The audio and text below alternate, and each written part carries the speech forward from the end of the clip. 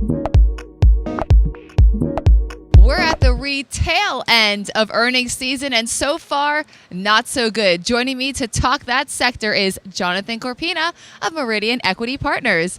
Jonathan, always nice to have you here on a Tuesday. Thank you so much. So, looks like we have some poor retail earnings to start the week off. Consumer discretionary is the worst performing sector. What do you think about that? Kind of interesting heading into the holiday season here. Our tape has really been dictated by U.S.-China headlines. And since there's really not much today, obviously focusing on retail earnings that have come out. And the earnings reports were not good. And it's not really what happened last quarter. It's more of what's the forecast moving forward. And that trepidation that we're seeing in these reports is something that I think is going to, magnify across the board, because clearly with, consumer spending and discretionary spending at, not in a perfect point right now, and then couple that in with all tariffs and how that's all going to play into everything, I think the forecast right now is somewhat gray. So I think, the way they're approaching this is probably correct.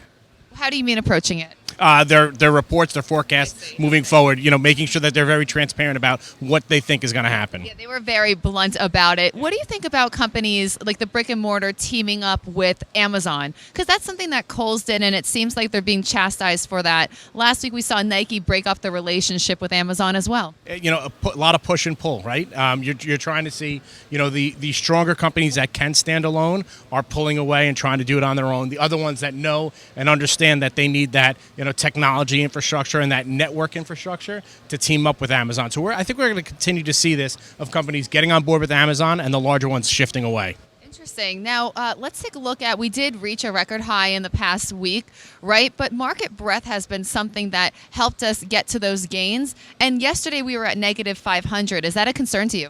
It is. You need participation. You need activity to keep this market moving. Yesterday kind of felt like one of those summer Mondays that was happening in November. But just keep in mind, this is our last full week of trading for the month. Next week we've got a shortened week due to the Thanksgiving holiday, and then we get right into December. The one thing to point out is next week we do have a very large rebalance on Tuesday. So normally it happens on the last Thursday of the month, but with the holiday and the way the calendar works and Thanksgiving, it's going to be on Tuesday. So you're going to see a large liquidity event on Tuesday. Ooh, and any expectations out of that when you see a large liquidity event? Normally that just gives portfolio managers an ability to get in and out of stocks with large positions. And I think as we get closer to the end of the year, they'll use that to their advantage.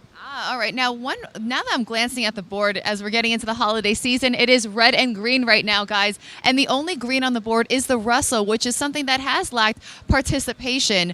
Yeah. What can we see out of the Russell? What can help get the Russell up there? Yeah, even in a day like yesterday when we saw record highs in the S&P and Dow, we saw the Russell, on the complete opposite end of that. It seems like the Russell has been lagging behind. Trading at 1594 here. It's been not able to really get itself moving in the right direction. A couple of things behind that. One is obviously when you're dealing with that many stocks, it takes a lot more to keep it moving and try to keep it up with the other sectors that are out there, indices that are out there. And also the stocks that are in there just haven't been performing well enough to really keep this moving in the right spot. It's certainly one that I like to watch and look along with the S&P. Along with us, Jonathan. Well, thank you so much for breaking it down with us here on a Tuesday on the floor. That is Jonathan Corpina from Meridian Equity Partners.